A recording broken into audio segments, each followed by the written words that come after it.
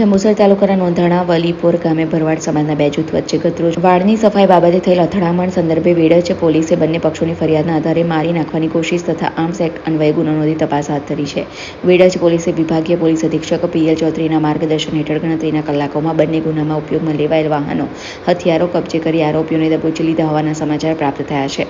Vadaj police મથક ખાતેથી પ્રાપ્ત માહિતી અનુસાર જંબુસર તાલુકાના નોંધાણા વલીપોર ગામ ખાતે આવેલા ગોચર જમીન ઉપર ભરવાડ સમાજના પરિવારો વસવાટ કરે છે. ગતરોજ સાંજના સુમારે ત્યાં વસવાટ કરતા છેલ્લાભાઈ વેલાભાઈ ગમારા જેસીબી મશીનથી લાખાભાઈ કુકાભાઈ ગમારાની છાપરી પાસેની વાડ હટાવી રહ્યા હતા ત્યારે લાખાભાઈએ છેલ્લાભાઈને વાડ કેમ હટાવો છો તેમ કહેતા છેલ્લાભાઈએ જણાવ્યું કે મારી જગ્યા ઓછી પડે છે જેથી વાડ હટાવું છું. જેથી લાખાભાઈએ વાડ હટાવવાની ના પાડતા છેલ્લાભાઈએ રણછોડ માત્રા, જાદવ સાંગા, નાગજી સાંગા, હરેશ નાગજી, રામજી વેલા, લાલા માત્રા, લાલા નાગજી તથા સુરેશ વેલાને ફોન કરીને બોલાવતા તેઓ ફોર વ્હીલ ગાડી તથા મોટર સાયકલ પર ધસી આવ્યા હતા.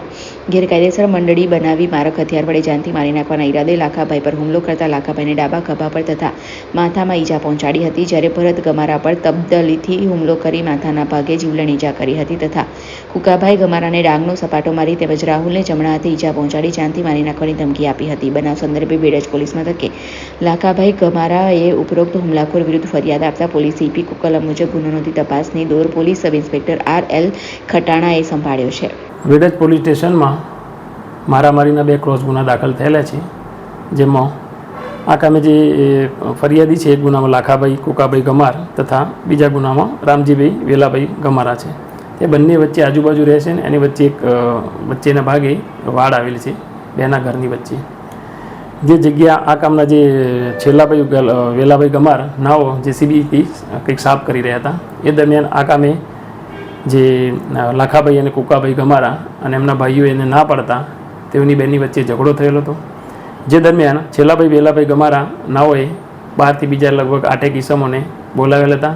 જેઓ તેમના ફોર વ્હીલ ગાડી તથા મોટરસાઇકલ પર આવી અને પ્રાણઘાતક હથિયારો ધારણ કરી અને આ કામે જે લાખાભાઈ ગમારા તથા એમના જે ભાઈઓને એમના પિતાને હતા એમના છોકરાને એમની પર હુમલો કરી અને ડાંગ ઉપરથી હુમલો કરીને જીવલેણ ઈજાઓ કરેલી હતી તથા એમના જે ભરતભાઈ છે એમને પણ માથાના ભાગે તબ્બલ મારીને લોહીથી જીવલેણ ઈજા કરેલી હતી તથા લાખાભાઈને પણ માથાના ભાગે દંડો મારીને ઈજા કરેલી હતી. જે અનુસંધાને આઈપીસી 307 તથા રાઇટિંગ અન્વયે આ કામે જે બીજા છેલ્લાભાઈ વેલાભાઈ ગમારા તથા બીજા 9 કિસ્સાઓ વિરુદ્ધમાં ગુનો દાખલ કરવામાં આવેલ છે.